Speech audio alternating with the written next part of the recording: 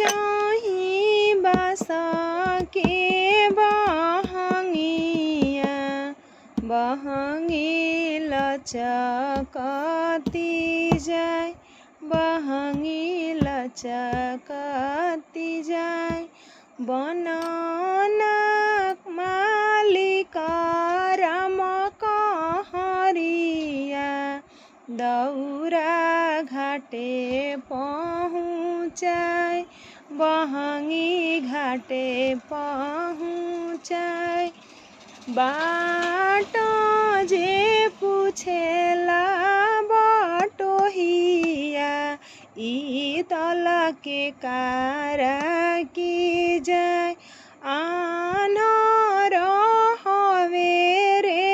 बटोहिया ई दल आदित मल के जाय ई दल छठी माई